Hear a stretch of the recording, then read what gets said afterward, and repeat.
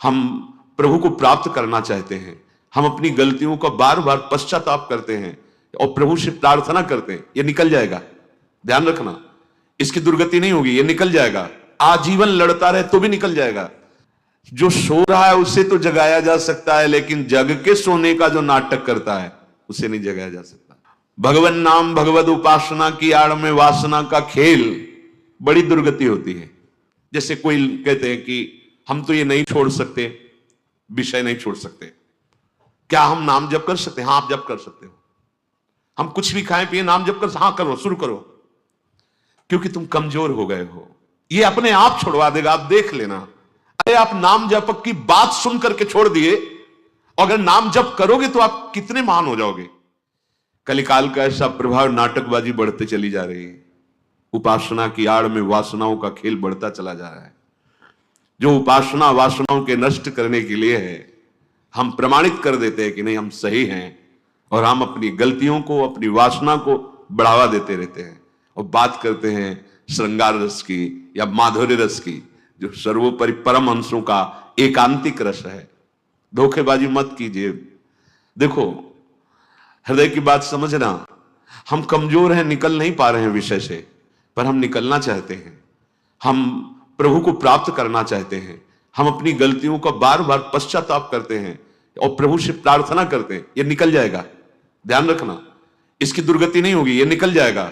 आजीवन लड़ता रहे तो भी निकल जाएगा। लेकिन जो अपने को ज्ञानी मानकर, विद्वान मानकर, शास्त्र प्रमाणित बातें करके और फिर दुराचार परायण होता है, दुराचार को दुराचार ना मान करके, वो फिर बहुत दुर्गति को प्राप्त होता है, अशुभ गति को प्राप्त होता है। इसलिए प्रेम मार्ग में, भगवत मार्ग में बड़ी सावधानी की आवश्यकता है। अपने लोग इस बात को नहीं समझ पाते हैं, और जहां मंगलमयी गुरु निष्ठा की बात आती है कि सर्वस्व तन मन धन समर्पित कर दो, जहां मंगल में भगवान के नाम की बात आती है कि सर्व पाप विनाशक भगवान का नाम है, जहां मंगल में भगवान के मार्ग की बात आती है, कैसा भी दुराचारी क्यों न हो मेरी शरण में आए, हम इनका दुरुपयोग कर लेते हैं, इन बातों का दुरुपयोग कर देते हैं। भगवान ये हमें चांस दे रहे हैं कि तुमसे गलती हो गई है, तुम अपनी गलती को स्वीकार करो, मेरी शरण में आ जाओ। क्षिप्रम भवति धर्मात्मा, मैं बड़े शीघ्र तुम्हें महात्मा बना दूंगा, धर्मात्मा बना। ये एक अलग मार्ग है, समझना।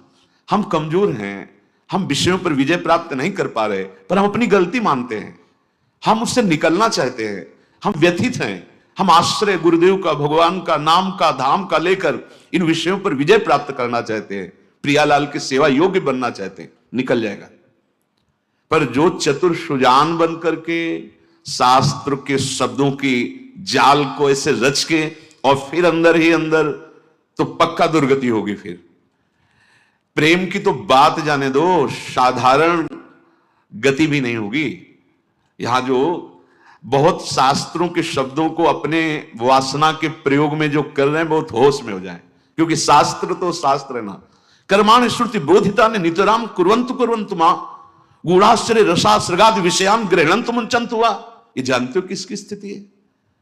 जो स्थूल सूक्ष्म कारण तीनों से परे अपने सहचरी स्वरूप में स्थित है, वो शास्त्र के अनुसार कर्म करें या ना करें, वो विषय सेवन करें या ना करें। जो श्री जी के सुख में निमग्न मन है, वो देह सुख की आकांक्षा करेगा क्या? वो इन नारकी भोगों की आकांक्षा करेगा क्या? पर बड़ी विचित्र माया की गति है कि हम शास्त्रीय शब्दों को अपने निर्विकारता बढ़ाने के लिए ना लेकर विकारों को पुष्ट करना, छुपाना और उनको गुण साबित कर देना, ये बहुत हो उसमें। बड़े बड़ों से चूक हो रही है, बड़े बड़ों से चूक हो जाती है, बड़े बड़ों से चूक हो जाएगी, इसलिए सावधानी की जरूरत है। प्रभु को कपट नाटक अच्छा नहीं लगता। अगर यहां कोई बात हृदय में आ रही है तो हम, वो जिससे मशीन रखी हो तो तरंग पकड़ती है, ऐसे हृदय पकड़ता है। इस बात को आप जहां भी आवाज पहुंचे, जो भी जिस वेश में हो, जिस स्थान पे हो, जिस उपासना पे हो, इस बात को समझा जाए कि उपासना वासना को मिटाने के लिए है, वासना को पुष्ट करना, वासना को बढ़ावा देना और फिर शास्त्रीय शब्दों से प्रमाणित करना, ये बहुत हानि की बात है। इसलिए सारी की सारी विवेक शक्ति विषयों पर विजय प्राप्त करने के लिए है। यही तो बंधन है, यही तो देहाभिमान को पुष्ट करता है। प्रेम अमी चाहे पियो और करे विषय सो नेह।